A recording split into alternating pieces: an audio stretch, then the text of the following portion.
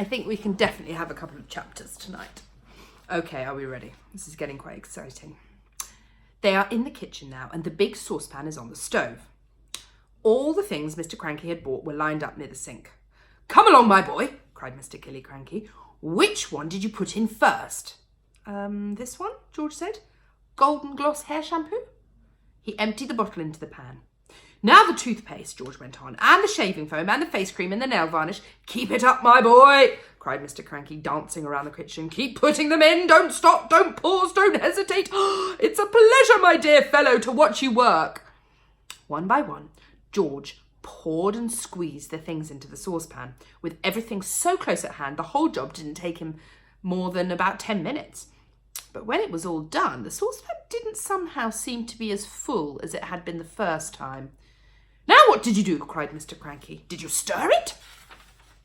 "I boiled it," George said, "but not for long, and I stirred it as well." So Mr. Cranky lit the gas under the saucepan, and George stirred the mixture with the same long wooden spoon he had used before. "It's not quite brown enough," George said. "Wait a minute, I know what I've forgotten." "What?" cried Mr. Cranky. "Tell me quick, because if we've forgotten even one tiny thing, then it won't work, at least not the same way."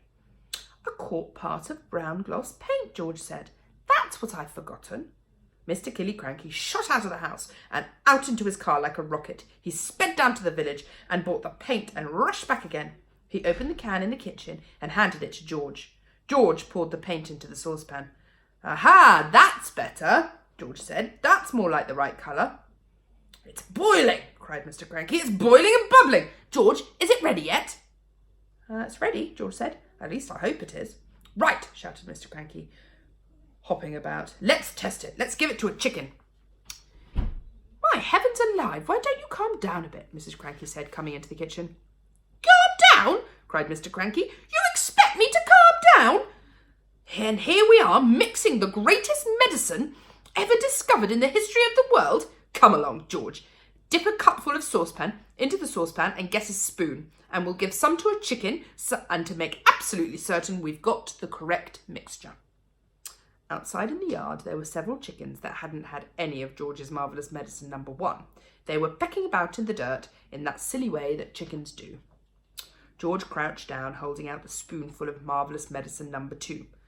"Come on," he said, "chicken. Come on. Good chicken. Chick, chick, chick, chick." A little white with black specks on its feathers looked up at George. It walked over to the spoon and went peck. The effect that medicine 2 had on this chicken was not quite the same effect produced by medicine number 1. But it was very interesting. "Whoosh!" shrieked the chicken as it shot 6 feet up in the air and came down again. Then sparks came flying out of its beak, bright yellow sparks of fire, as though someone was sharpening a knife on a grindstone inside its tummy. Then its legs began to grow longer, its body stayed the same size, but the 2 thin yellow legs got longer and longer and longer and longer. "What's happening to it?" cried Mr. Cranky. "Something's wrong," George said. The legs went on growing, and the more they grew, the higher in the air went the chicken's body. Then the legs were about 15 feet long. They stopped growing.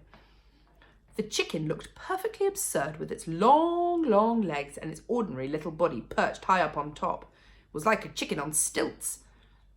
"Oh, my sainted aunts," cried Mr. Killy Cranky. "We've got it wrong. This chicken's it's no good to anybody. It's all legs. No one wants chicken legs."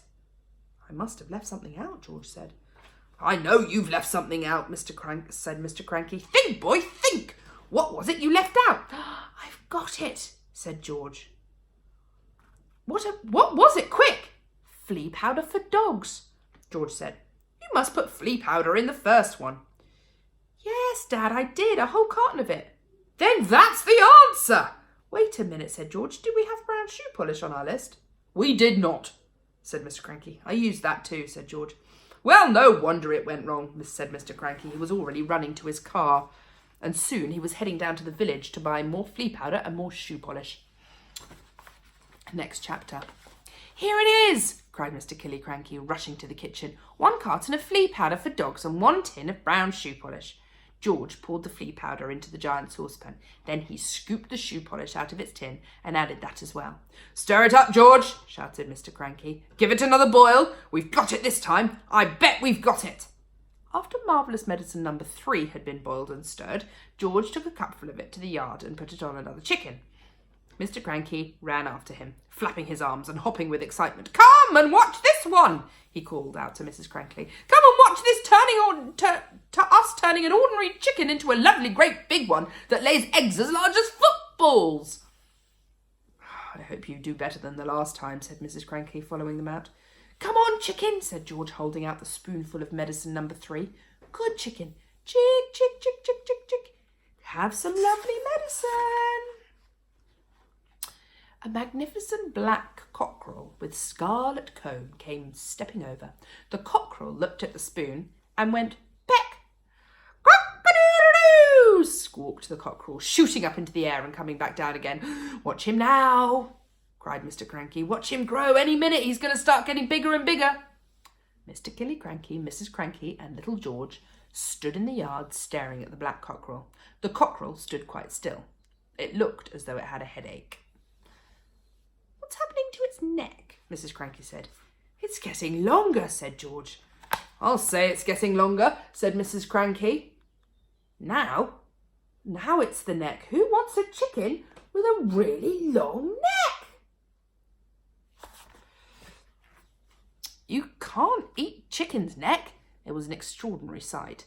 The cockerel's body hadn't grown at all, but the neck was now about 6 feet long. "All right, George," said Mr. Cranky. "What else have you forgotten?" "I don't know," George said. "Oh, yes, you do," Mr. Cranky said. "Come along, boy, think. There's probably just one vital thing missing, and you've got to remember it." "I put some engine oil from the garage," George said. "Did you have that on your list?" "Ah, eureka!" Mr. Cranky said. "That's the answer. How much did you put in?" "Half a pint." Mr. Cranky ran to the garage and found another half pint of oil and some antifreeze. George called after it, "I slossed in a bit of antifreeze." I think we might try one short chapter. Back in the kitchen once again, George, with Mr. Cranky watching him anxiously, tipped half a pint of engine oil and some antifreeze into the giant saucepan. "Boil it up again," cried Mr. Cranky. "Boil it and stir it." George boiled and stirred. "You'll never get it right," said Mrs. Cranky. "Don't forget you don't just have the same things, but you've got to have exactly the same amounts of those things. And how can you possibly do that?" "You keep out of this," cried Mr. Cranky. "We're doing fine. We've got this time. You see if we haven't." This was George's Marvellous Medicine number 4, and when it had boiled for a couple of minutes, George once again carried a cupful of it into the yard. Mr. Cranky ran after him. Mrs. Cranky followed more slowly. "You're going to have some mighty queer chickens round here if you carry on like this," she said. "Dish it out, George," cried Mr. Cranky. "Give a spoonful to that one over there." He pointed to a brown hen. George knelt down and held out the spoon with the new medicine in it. "Chick, chick," he said. "Try some of this." The brown hen walked over and looked at the spoon, and then it went peck. "Ouch," it said. Then a funny whistling noise came out of his beak. "Watch it grow," said Mr. Cranky. "Don't be too sure," said Mrs. Cranky. "Why is it whistling like that?" "Keep quiet, woman," cried Mr. Cranky. "Give it a chance."